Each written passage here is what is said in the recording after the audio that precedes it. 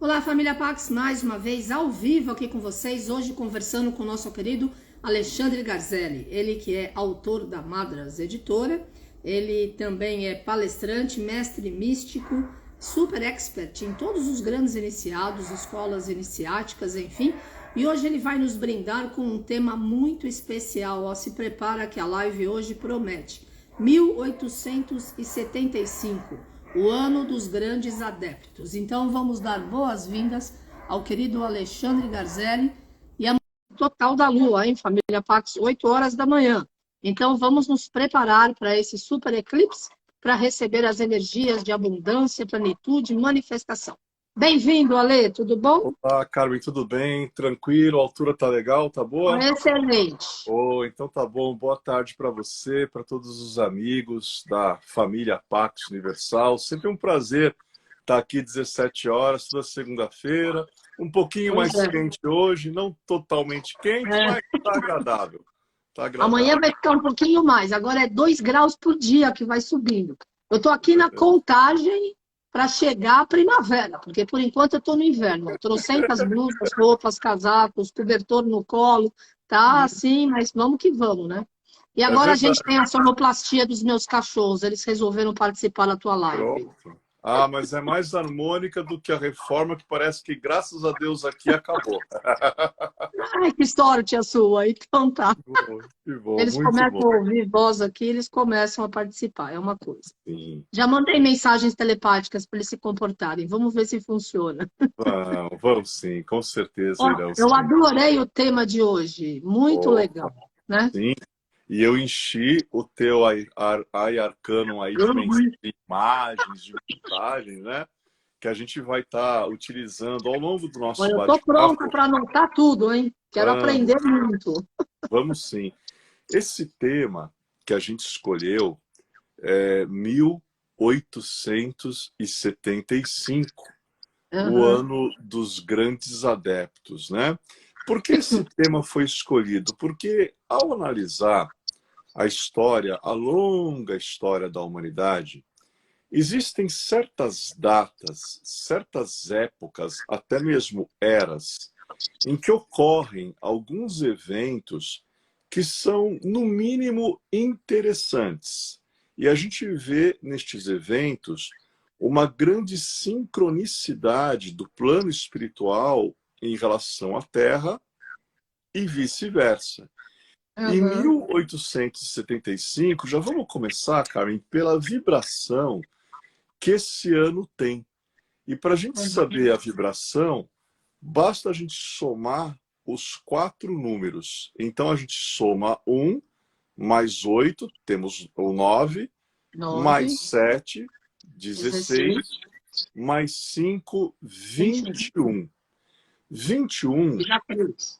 é que dá 3. Mas antes, 21 é o número de arcanos maiores do tarô, tirando Olha. o arcano 0, né? Porque o arcano do lobo é Aham. o arcano 0, mas numerados nós temos 21 arcanos, do mago até o arcano do Aham. mundo. E isso já faz a gente começar a ficar um pouco atento a essa data. Puxa, 21. E depois você somou. 2 mais 1 dá 3. O 3. que nós sabemos a respeito do número 3? Que é um número da perfeição. O 3 é o número da expressão, é o número Ah, da é? comunicação, sim, perfeição, expressão, comunicação. Então, num ano regido pelo número 3, precisamos ficar atentos, porque com a palavra perfeição está dentro do contexto, algo perfeito pode acontecer em um nível inacreditável. Mas não é apenas a perfeição que chama a atenção, porque o 3 é um número de comunicação, é um número de expressão. E Olha as só. pessoas, os adeptos que vamos falar hoje, eles expressaram, eles manifestaram, eles colocaram para o mundo uma nova proposta de evolução da consciência humana, cada um atuando na sua área. Então, eu queria começar a falar desses adeptos. Em primeiro lugar, o que é um adepto? Você sabe, o que é um adepto? Um adepto é um ser iluminado, é alguém que teve uma revelação, não é isso? Sim, verdade. Na tradição esotérica ocidental, você tem diferentes níveis de estudos nas sociedades secretas. E nós entendemos que os adeptos, eles não são apenas membros de uma sociedade secreta. Claro, não que isso seja pouca coisa, já é uma grande coisa. Claro. Mas eles acabam encarnando a egrégora daquela sociedade, a egrégora daquele movimento. E quando a Uhum. gente tem essas pessoas dentro de estruturas iniciáticas, esotéricas, secretas e herméticas, essas pessoas promovem mudanças não apenas na ordem em si, como promovem mudanças para a humanidade. E a gente vai começar a falar de um grande adepto que ele tem a ver com o ano de 1875, porque é o ano da transição dele para o plano espiritual. Então, em 1875, o grande mestre, adepto, ocultista, Eliphas Levi. É o ano que ele transcende para a espiritualidade. Na verdade, quem foi Eliphas Levi? É básico, se você nasceu no Ocidente, se você está ligado à tradição esotérica ocidental, você precisa conhecer Eliphas Levi. E ele tem muitos livros. O mais famoso, que até quem está publicando é a nossa querida editora Madras, é Dogma e Ritual da Alta Magia. Então, olha o título do livro: Dogma e Ritual da Alta Magia. Mas ele tem muitos outros. Ele tem um que se chama O Grande Arcano, tem outro livro chamado A Chave dos Grandes Mistérios. E Eliphas Levi, que eu mandei o quadro dele para você, Eliphas Levi, ele, para que nós consigamos entender o que ele escreve nos livros dele, precisamos saber, entre várias sociedades secretas, qual aquela que ele estava mais ligado. E ele estava ligado à ordem martinista, Uhum. ou à tradição martinista. É bom até falar tradição, Carmen, porque existem várias ordens martinistas no mundo, desde a época dele, hoje em dia continua, e todas Uhum. são respeitáveis, todas são caminhos evolutivos maravilhosos. E Eliphas Levi, ele era uma luz emblemática para o martinismo. Ele era uma Uhum. luz emblemática para os martinistas. É muito interessante que estamos falando aqui em tradição martinista, martinistas, né? Isso, esse é o Eliphas Levi. É muito interessante, ele tem bem aquelas posturas daqueles senhores de 1800, né? A gente É. vê pela vestimenta, pelo estilo de barba, né? Ele é um grande adepto, grande ocultista, é o que eu digo.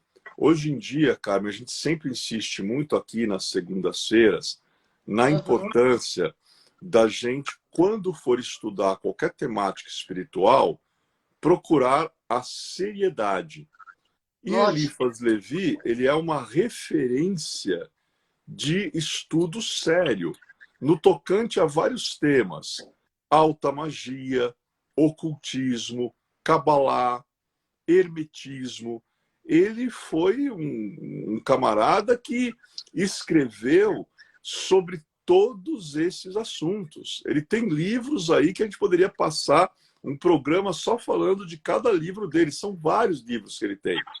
E o Levi, ele é um ocultista e ele é martinista. Mas o que é martinismo? Então, vamos aí definir. Eu mandei para a Carmen também o símbolo, né? O pantáculo martinista. Isso. A gente pode ver dois triângulos entrelaçados, um fundo vermelho, um triângulo é preto, o outro é branco, tem um riscado mais sutil aí, onde vemos uma cruz que corta esses dois triângulos, né? O martinismo, a tradição martinista, é uma tradição que pode ser definida como esoterismo judaico-cristão. Então, a ordem martinista, ela estuda elementos do judaísmo, estuda elementos do chamado cristianismo gnóstico ou cristianismo esotérico. Quando começou o martinismo? Olha, essa questão é um pouco difícil responder, porque o martinismo, entre as sociedades secretas que existem no mundo, não apenas hoje, mas desde aquela época, o martinismo é uma das mais fechadas, mais herméticas, mais realmente secretas tradições entre várias tradições esotéricas. Mas quando a gente fala de martinismo, nós temos três nomes, três grandes outros adeptos: Martinez de Pasquali, Louis-Claude de Saint-Martin e Jean-Baptiste Villermoz. Pelos nomes, imagina-se, né, a descendência francesa, né? E é interessante porque Martinez de Pasquali, que ele foi o grande iniciador de Louis-Claude de Saint-Martin e Jean-Baptiste Villermoz, ele pertencia ao movimento, Carmen, chamado Eli Cohen. O que quer dizer Eli Cohen? Sacerdotes eleitos. Nesse movimento Eli Cohen, Martinez de Pasquali trabalhava com a teurgia. O que é teurgia? Teurgia é a santa magia divina. Para os nossos amigos entenderem, é uma ciência aonde se trabalha com os anjos, se trabalha com traçados daqueles círculos cheios de símbolos, normalmente no chão, e dentro desses símbolos se pratica a teurgia. Com o propósito, na época deles lá antiga, ela tinha muito um propósito terapêutico, cura.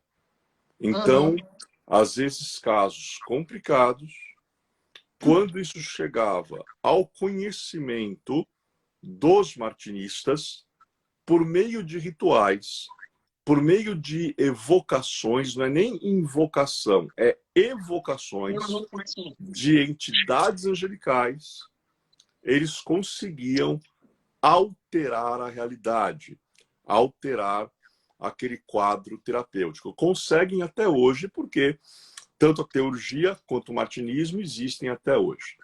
Então, Martinez de Pasquali, ele era um Eli Cohen, trabalhava com aqueles círculos, Carmen, você sabe que eu adoro isso? Círculo, símbolo, um monte de letra, alfabetos diferentes, né? E isso é, perdão, uma forma de magia bem externa. Claro que para operar isso você tem que ter um equilíbrio interior muito grande. E aí, tudo bom. Tem uma hora que ele inicia dois jovens, Louis-Claude de Saint-Martin e Jean-Baptiste Villermoz, que vão receber toda essa sabedoria. E aí ele fala, bom, vocês já chegaram no último nível, eu passei todo o meu conhecimento, a gnose, a tradição, agora eu vos deixo e eu vou para o Haiti, onde ele dizia que ele tinha uma herança secreta para receber lá. Se bem que a herança secreta é uma herança gnóstica, sabedoria e coisa e tal. E ele fala isso, vai embora da França e deixa os dois lá. Bom, o Louis-Claude de Saint-Martin, que ele é muito comentado na tradicional ordem martinista, que hoje em dia está dentro da ordem Rosa Cruz Amorque, o Louis-Claude de Saint-Martin, ele olha aquela teurgia toda, ele também era um teurgo, e ele concorda com tudo aquilo, mas ele fala, tudo bem, teurgia, evocação, magia divina, ocorrem efeitos assim sobrenaturais, porque é extremamente forte, cara, muito forte. E ele pensa, apesar disso ser maravilhoso, apesar disso tudo ser taumatúrgico, isso é interessante, Carmen, porque o nosso querido mestre Saint-Germain, ele era conhecido na Europa como um grande taumaturgo. O que é um taumaturgo? É alguém que tem a capacidade de fazer o que as pessoas chamam de milagres. Claro que o mestre Saint-Germain, alquimista, ocultista, ele também conhecia a teurgia e a taumaturgia, que é a ciência dos milagres, né?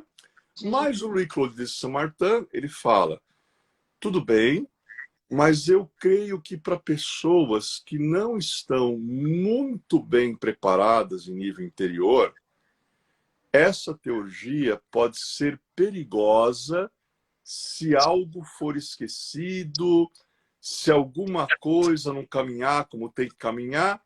Então eu vou fazer o seguinte, tudo isso que eu aprendi do Martinez de Pasquali, eu vou trazer para o meu interior. E aí o Louis-Claude de Saint-Martin, ele cria uma forma de martinismo que é chamado de a via cardíaca, ou a via do coração. Até Louis-Claude de Saint-Martin falava, a única iniciação que eu reconheço é aquela que se dá no coração do ser humano. Porque no coração, a senda dele é a senda cardíaca, né?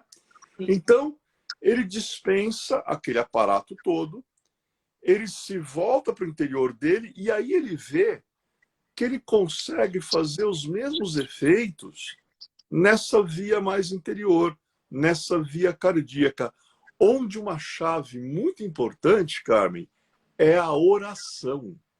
Então, Olha. como é importante a gente orar, como é importante a gente trabalhar com salmos, como é importante a gente pegar uma Bíblia, ler, mas procurar entender o que está por detrás daquilo.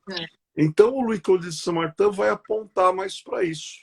E aí, ele vai criar um círculo, né, dos amigos de Saint-Martin, que era uma sociedade muito fechada, e aí vai se desenvolver a via cardíaca que existe até hoje, né? Algumas tradições martinistas são essencialmente, Louis-Claude de Saint-Martin, são essencialmente via cardíaca. Pode perguntar, que você quer perguntar alguma coisa aí. Não, é que o avião tá no meio, tá fazendo muito barulho. Eu cheguei mais perto para te ouvir, porque eu não ponho fone de ouvido que me incomoda.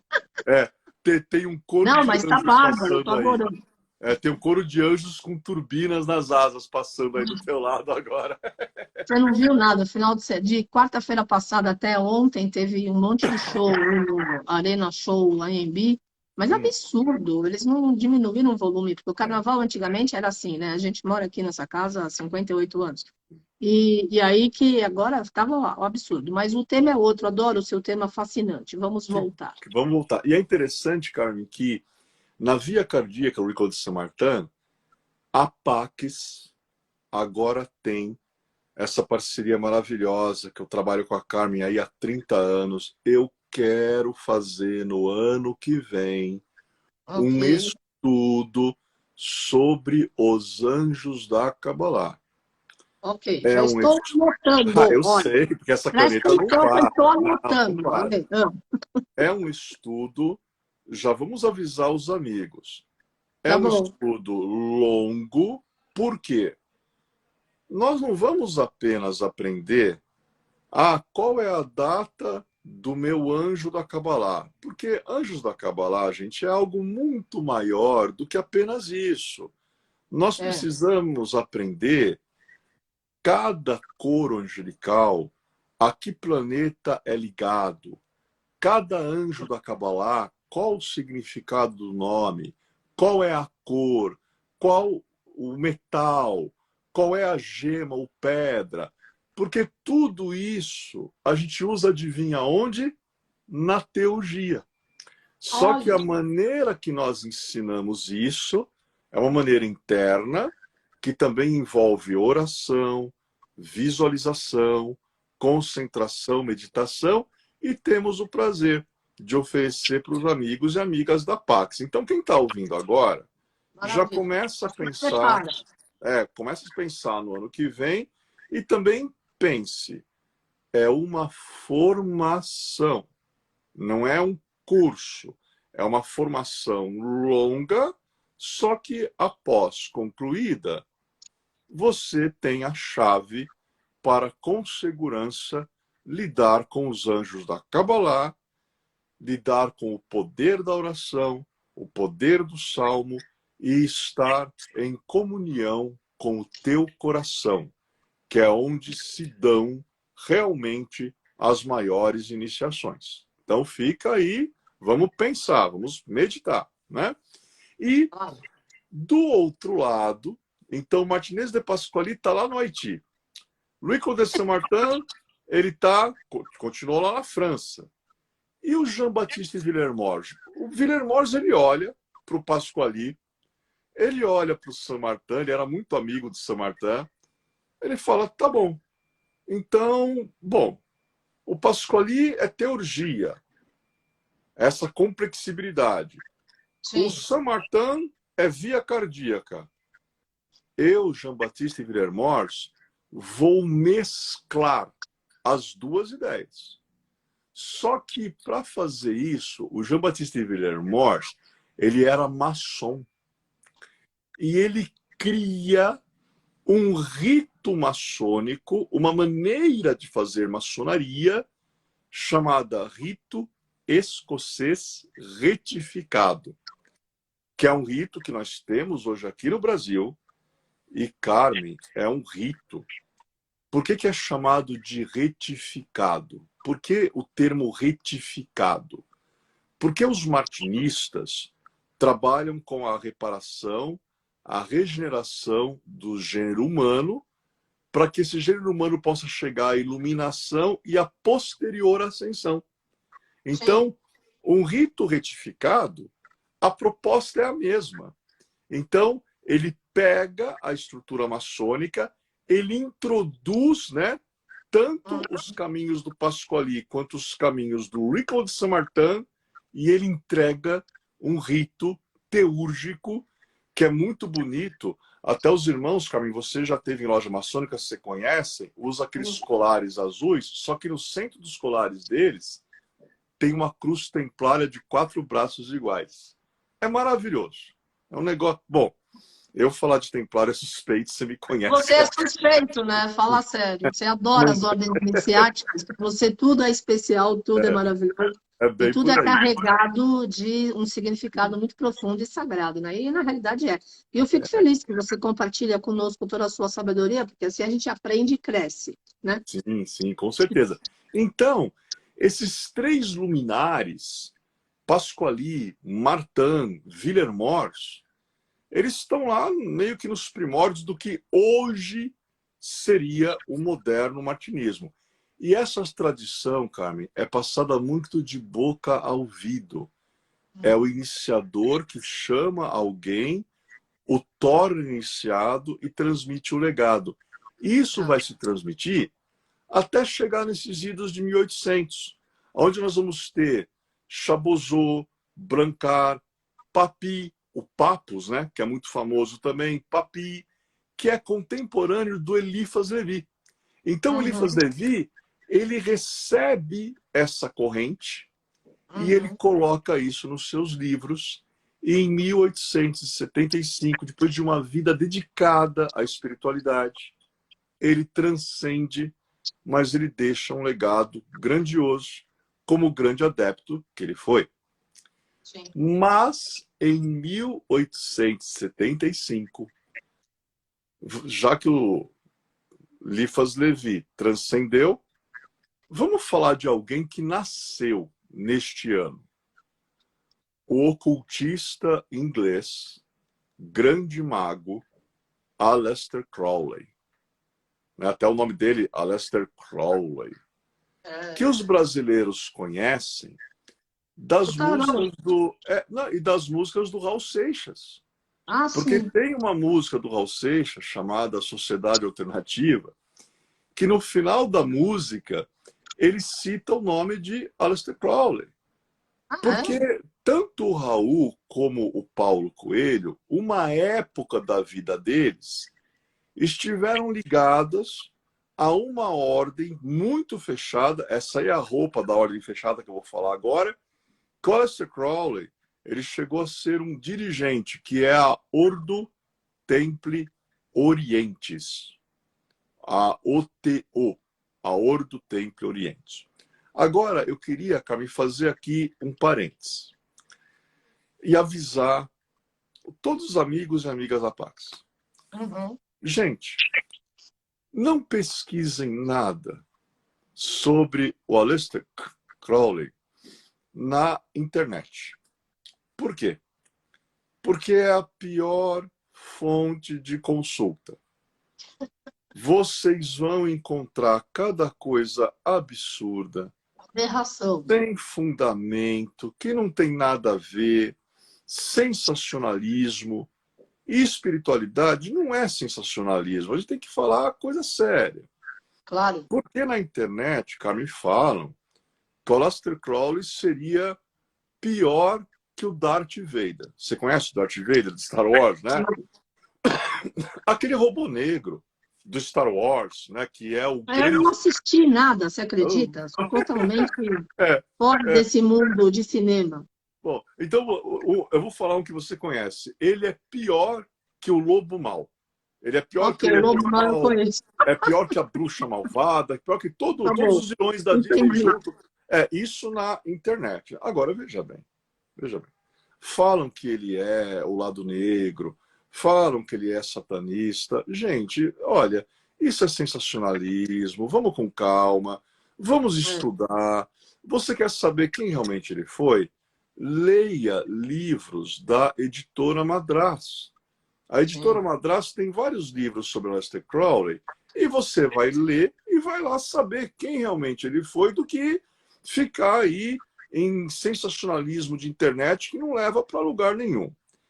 Aleister Crowley, ele é da era vitoriana, ele nasce em 1875 e no futuro ele dizia para todo mundo: eu nasci no ano que o grande ocultista Eliphas Levi faleceu.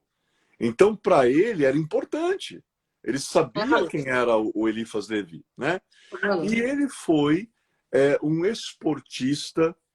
Todos os esportes que eram possíveis na Inglaterra, todos, ele praticou. Ele gostava muito de alpinismo. Isso foi muito útil para ele, principalmente quando ele foi para a Índia, para o Tibete, para o Nepal, porque lá, a gente sabe, aquelas montanhas, né? Você tem que ter uma habilidade para conseguir fazer aquele trajeto, chegar ao chamado topo do mundo. E o Aleister Crowley chegava. Ele era um alpinista, assim, incrível. Sim, na Inglaterra, ele já procurou se envolver com o ocultismo, tudo que havia de ocultismo na Inglaterra, ele procurou estudar, ele procurou se envolver.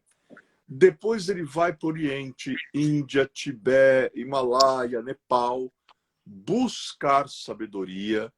Ele também falava, né, nos chefes secretos, os mestres secretos. E aí, quando ele regressa dessas viagens, ele vivia viajando pelo mundo inteiro, a família era muito rica. Para você ter uma ideia, ele tinha uma propriedade às margens do Lago Ness, na Escócia. Era um camarada muito diferente, muito diferente. E aí, na Inglaterra que ele está vivendo, surge uma ordem chamada Hermetic Order of Golden Dawn, a Ordem da Aurora Dourada, Hermética Ordem da Aurora Dourada, ou Amanhecer Dourado. Essa ordem, Carmen, que ela vai ser engendrada em 1885, mas ela vai abrir as portas só em 1888. Durante o tempo que ela existiu, ela recebeu a nata do ocultismo ocidental. Então, quem fazia parte da Hermetic Order of Golden Dawn? Você vai ter o Westcott, o Woodman, o Matres, que são os 3 fundadores, 3 maçons, 3 rosacrucianos. Você vai ter Dion Fortune, você terá o próprio Crowley, o poeta britânico Yeats, o Arthur Edward Waite, que nós temos até o tarô, né, de Edward Waite. Então, sim, lá, Carmen, era só a nata da espiritualidade, da magia, do ocultismo. A Hermetic Order of Golden Dawn, e tem um livro enorme, quem quiser, a editora Madras tem esse livro, que é um livro específico sobre Golden Dawn. Ela era a terceira ordem, aquela mais acessível para quem queria começar a estudar os mistérios. E quais eram os mistérios? Alquimia, cabalá, teurgia, magia enoquiana. Se estudava tudo lá dentro. Se estuda até hoje, né? E aí, dentro da Golden Dawn, havia a RC, que é uma linha de rosacrucianismo, que é uma ordem intermediária. Só que ainda num nível mais interno, esse é interessante, ninguém sabia, nesse último nível, quem na verdade dirigia aquilo. E falavam que a direção estava por parte de grandes adeptos humanos, mas alguns adeptos que não eram humanos, que eles chamavam de chefes secretos. E o Crowley ingressa, ele sobe muito rápido de grau, assim, é um foguete, porque ele era muito inteligente, né? E já trazia toda uma bagagem dos estudos que ele fez a vida inteira. Sim. Só que, tudo bem, você é inteligente, você subiu de grau, mas hierarquia, disciplina, respeito, ordem. E não concediam passagem para esses graus muito superiores do dia para a noite. Mesmo quem era muito inteligente tinha que ter humildade e ficar um tempo num determinado grau. Só que humildade, Carmen, é uma característica que o Crowley nunca teve, né? E aí, adivinha, ocorre uma briga lá dentro. Ele fala, eu fiz todos os testes, eu entreguei, eu provei até fazendo rituais do que eu sou capaz. Por que que vocês não me deixam progredir? Você tenha paciência, você tenha humildade, não é assim. Bom, ele tinha o pavio um pouco curto, ele joga tudo para cima e aí ele vai para a França. Porque na França também tinha Golden Dawn. Tinha lá a representação francesa. E quando ele chega lá, quem estava à frente era o Samuel Liddell MacGregor Matters, que é um dos fundadores originais. E quando ele fala para o Matters o que aconteceu, o que o Matters faz? Pega e passa ele de grau. Aí, imagina, Carmen, o que aconteceu. A Golden Dawn francesa se desentende com a Golden Dawn britânica. E isso é um episódio na história ocultista chamado a Guerra das Rosas. Imagina ocultistas dos dois lados, britânicos e franceses, começam a se desentender e até a se enfrentar espiritualmente falando. Foi algo realmente de filme, né? Algumas coisas sobrenaturais que aconteceram, né? quando houve esse embate espiritual, porque todos eram muito bons naquilo que faziam. E aí tem uma hora, infelizmente, por causa dessas brigas, que a Golden Dawn ela começa a ruir de dentro para fora. Por que que ela ruiu? O velho problema da humanidade, né, Carmen? Vaidade, ego, orgulho. É o eterno problema da humanidade, que nós temos que tomar cuidado hoje em dia. É por isso que a gente fala, nas sociedades secretas, nós precisamos entender, é preciso disciplina, humildade, respeito. É preciso mais querer servir ao próximo do que servir a si mesmo. Ninguém deve buscar a fama. Ninguém deve, eu sou o senhor incrível. Porque nada nos ameaça de fora para dentro. Mas se não tomarmos cuidado, a coisa sempre rui de dentro para fora. Né? E foi o que aconteceu com a Golden Dawn, né? E aí acontece o quê? Se criam várias Golden Dawn, várias. E hoje no mundo tem várias. A John Fortune, ocultista incrível, um dia a gente vai falar dessa mulher aqui. A John Fortune, ela cria a Society of Inner Light, linda, maravilhosa. O Arthur Eduardo Waite, ele cria a Alpha et Ômega, que é uma linha, né?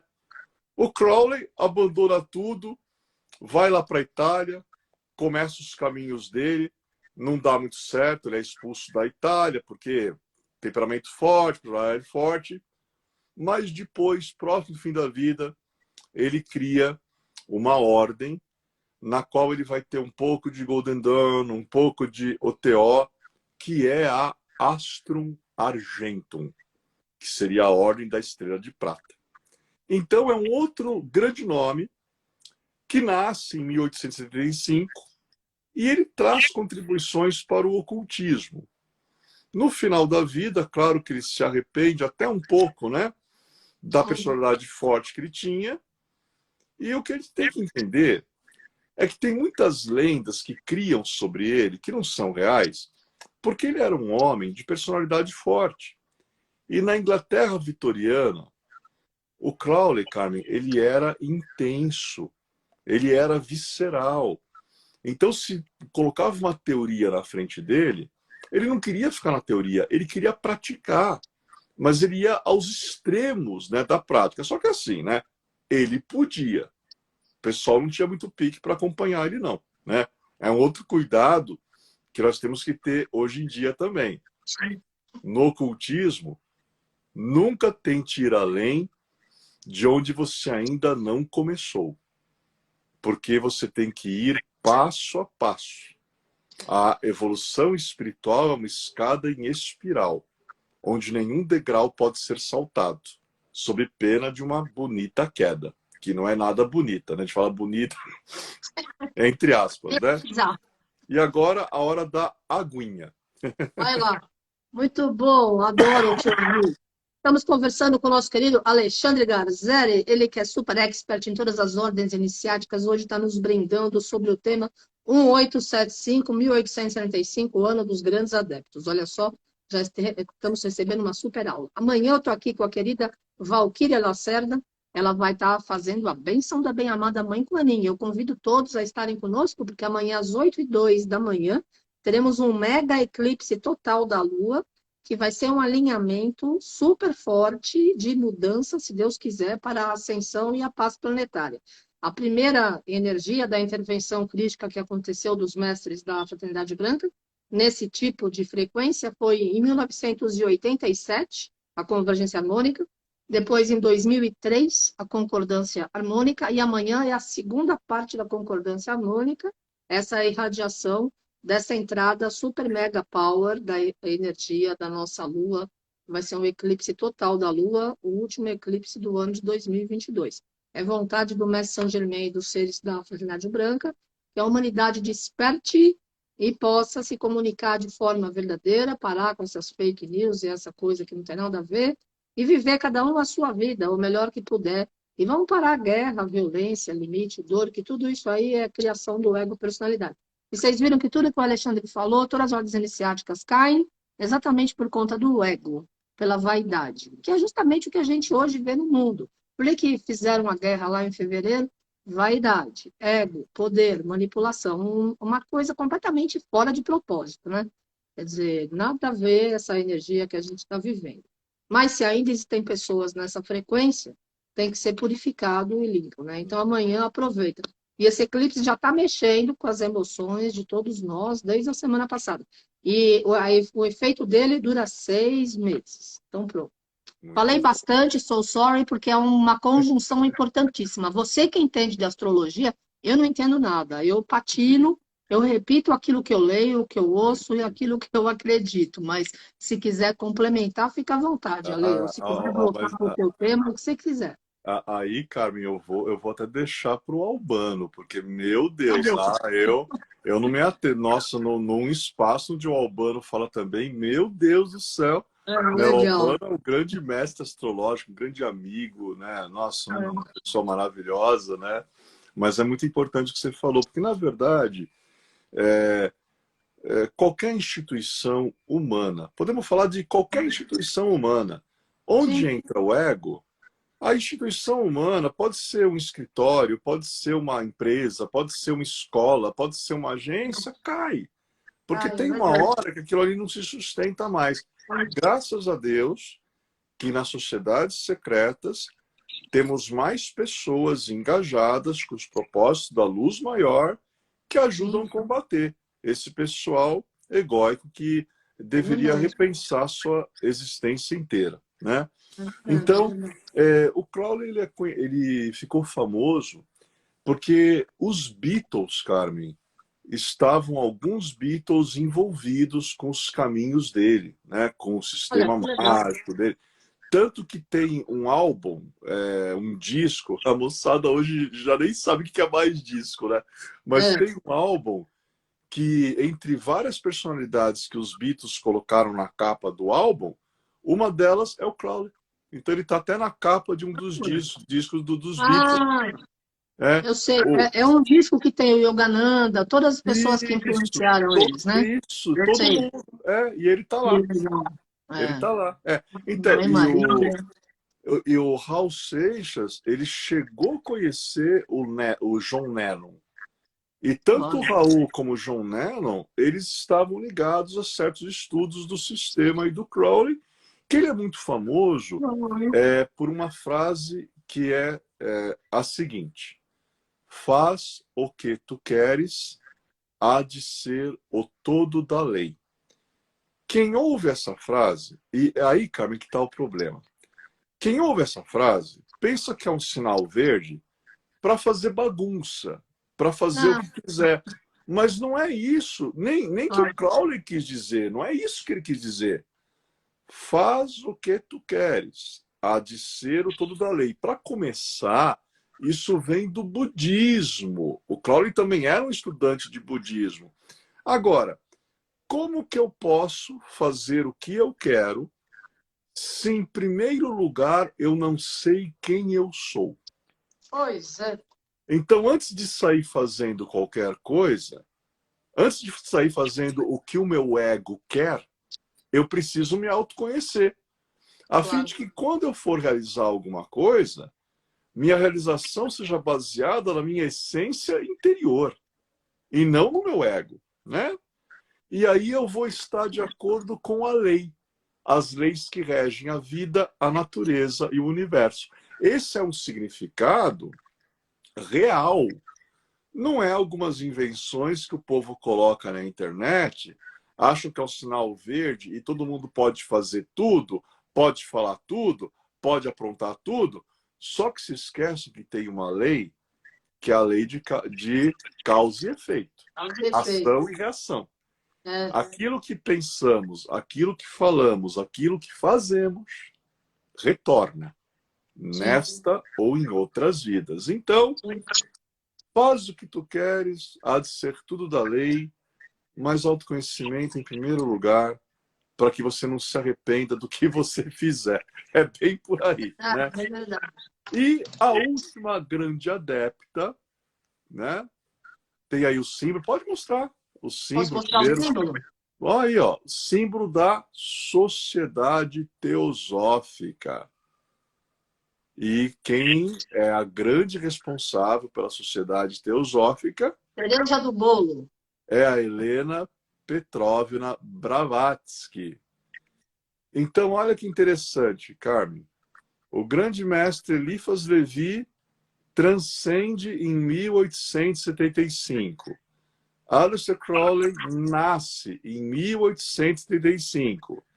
E Helena Petrovna Blavatsky funda a Sociedade Teosófica em 1875.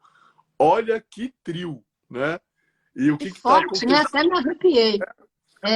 Você vai falar da frase que está em volta do símbolo? Sim, a frase que está escrita... Bom, Blavatsky foi uma mestra adepta, iluminada, uma mulher incrível. Eu tive a honra de, no teatro, participar da peça O Enigma Blavatsky, Até onde eu me arrepio. fazia... onde eu Mestre fazia... memória, você. Sim, onde eu fazia um espírito que aparecia no meio de uma sessão. E adivinha do que eu era um espírito, Carmen? De um soldado morto na Guerra de Secessão Americana. Então, de espada, com aquela roupa de soldado americano. Quer dizer, né? Eu não pedi, a gente não pede nunca nenhum papel.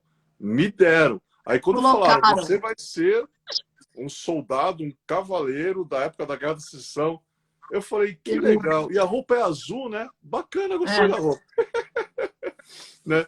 O ator Foi que muito bom. fazia o Hermória, maravilhoso, Carmen. O ator que interpretava o Moria... Ah, não foi você que fez memória? Eu achei que fosse você. Não, eu Eu fazia... fui assistir, eu fui uma vez com o Bueno. Então, Que ano foi isso? 1994, 95. Não, um pouquinho depois, 2000. Né? Não. Foi uma outra versão. Né? Ah, não, a Quando... outra, eu assisti o primeiro. Não, eu venho depois. Quem fazia a Blavatsky foi a Eliana Gutmann, da Globo. Ela que fazia. Né? Ok. Eu acho que você viu a primeira, com certeza. Eu vi a primeira. Não, mas eu vi você no palco, que depois a gente foi conversar com você. Bom, it's ok, vamos lá que a gente tem Não, 10 eu me minutos. lembro de uma peça que a gente bateu o papo. É isso que eu falo, essa vida teatral, é tanta montagem, tanta peça. Que a gente Ser famoso é assim, você perde a memória de tantos papéis maravilhosos que você desempenhou. Sim. E nessa eu era um espírito, né? Até eu fui para o Brasil inteiro, porque eles gravaram minha parte aqui em São Paulo e eles projetavam hologramas em outros estados que a gente não podia estar. Então a gente aparecia como espíritos andando, era muito legal essa peça. E é interessante que a Blavatsky, a frase que está em volta do símbolo, quer dizer, não há religião superior à verdade. Está sempre em volta, né, do símbolo. E olha que interessante o símbolo, né, Carmen? Você vê que os triângulos entrelaçados, eles lembram muito o pantáculo martinista. Sim. Então, quer dizer, também existem esses estudos, teosoficamente falando. No centro tem uma cruz ansata, conexão com o Egito Antigo. Tem um on tibetano em cima do símbolo. Sim. Por quê? Porque a teosofia, sabedoria divina. Isso quer dizer teosofia. A teosofia, ela é a síntese de todas as religiões, filosofias de vida, ciência, cultura e arte, desde a aurora da humanidade. A grande mestra Blavatsky funda, com o coronel Olcott, ela funda, em 1875, a Sociedade Teosófica. E imagina uma mulher, nessa data, chega e fala isso. Não há religião superior à verdade. Como ela foi perseguida.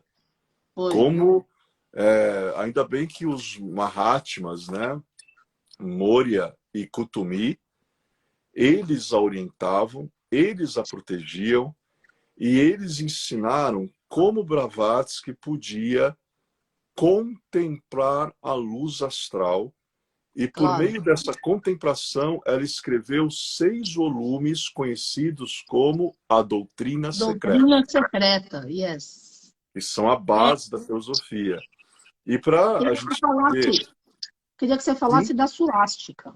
é um símbolo sagrado na Índia e no Tibete, que Sim, infelizmente, na pois Segunda é. Guerra Mundial, o Hitler, o Ritter, que eles eram ligados ao ocultismo negro, eles pegaram várias simbologias sagradas e eles perverteram para aquela coisa horrorosa que eles fizeram na Segunda Pois é. Guerra Mundial, que também não chegou a nada. Porque quando as forças da luz resolveram interferir, tudo Sim. aquilo capitulou. Tudo aquilo capitulou. E tem coisas curiosas, Carmen.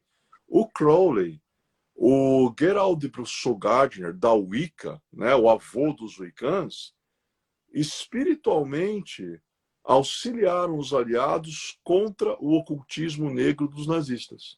Isso é coisa que pouca gente sabe, né? Agora, a teosofia, ela tem 3 princípios que eu quero contar e vai dar tempo. Então, o que prega, quais são os objetivos da Sociedade Teosófica da Madame Blavatsky? Primeiro objetivo, formar um núcleo de fraternidade universal da humanidade, sem distinção de raça, credo, sexo, casta ou cor. Gente, isso é de 1875. Pois é, à Olha frente do como seu tempo. Blavatsky estava à frente do tempo, É. porque nós perseguimos isso até hoje. Olha o primeiro objetivo, formar um núcleo da fraternidade universal da humanidade, sem distinção de raça, credo, sexo, casta ou cor. Segundo objetivo, encorajar o estudo da religião comparada, filosofia e ciência. Então, nós estudamos todas as religiões, as filosofias, a ciência. Isso arrepia, Carmen, porque na época de Jesus, a fraternidade essênia, que o nosso querido Mestre Jesus o Cristo fez parte, pouca gente sabe. Os essênios eram judeus, mas eles estudavam outras religiões. Isso é o estudo da religião comparada para a gente entender que não existe uma religião que possa chegar e dizer eu sou a verdade suprema. Porque a verdade está em todas, a luz está em todas, o amor está em todas. Verdade suprema é você cultivar amor no teu coração e reconhecer o divino na religião do teu irmão, como ele também reconhecerá o divino na tua religião e, acima de tudo, reconhecermos dentro de nós mesmos. Essência divina, namastê, o Deus que vive em mim, saúde o Deus que vive em você. Isso é a religião universal. E o último objetivo da Sociedade Teosófica, investigar as leis não explicadas da natureza e os poderes latentes do homem. Homem quer dizer gênero humano, né? Então, investigar as leis não latentes da natureza e os poderes latentes no homem, né? Então, aí, as leis que regem a vida, a natureza, o universo, a extrasensorialidade, a investigação desse potencial do homem, da mulher, reais filhos e filhas do Deus do nosso coração, da nossa compreensão. Tudo isso aconteceu em 1875. Por isso que é o ano dos grandes adeptos. Né? Maravilhoso. E é isso aí. E fechamos com chave de ouro. Eu adoro o Blavatsky, né? Alguém escreveu que o Jalku a orientou no Isis Sem Véu e também na Doutrina Secreta. Mas o Jalku ensinou a Anne Besant, que também fazia parte, ela com o Leadbeater, da Sociedade Teosófica. Esse é um assunto para várias lives, né? Ale, nós temos 3 minutos. Uma mensagem. Olha, 3 minutos, porque 1875 é 21, 2 mais 1 é 3, e 3 é perfeição, e 3 são os adeptos que a gente falou. Né? Legal. O que eu quero comentar seja no ocultismo martinista de Eliphas Levi, seja nos sistemas mágicos, Golden Dawn, Aleister Crowley, OTO, seja na sociedade teosófica, é importante entendermos que são caminhos. Caminhos diferentes na forma, mas todos eles visam o quê? Visam o autoconhecimento, para que, tomando consciência dos nossos potenciais, das nossas virtudes, mas também dos nossos erros, possamos nos reparar, nos regenerar. Isto fará com que apontemos para a iluminação, para o domínio da ciência da ressurreição e para a posterior vitória da ascensão, sendo que os martinistas diriam que existe um estágio além da ascensão, que é a reintegração ao Deus emanador, que é o Deus do nosso coração e da nossa compreensão. Esses ocultistas adeptos nos mostram 3 vias diferentes. Quantas vias existem? Centenas. No mundo de hoje, se for contar religião, filosofia de vida, sociedades secretas, milhares. Agora, mais importante do que o caminho é caminhar. É dar o primeiro passo no sentido da evolução que já está dentro do teu interior, porque essencialmente você é Deus, sabedoria, amor e poder pelos séculos e séculos e séculos. É isso aí. Adorei. Maravilhoso, obrigada. Uma linda, maravilhosa semana. Feliz eclipse para você e para todos os amigos da Pax. Amanhã eu tô aqui então com a Valquíria. Bênçãos da bem-amada Mãe Quanim. Vem cá pra gente rezar amanhã às 5. Beijo, Ale. Beijo, família Beijo, Pax. tchau, Gratidão, tchau. namastê.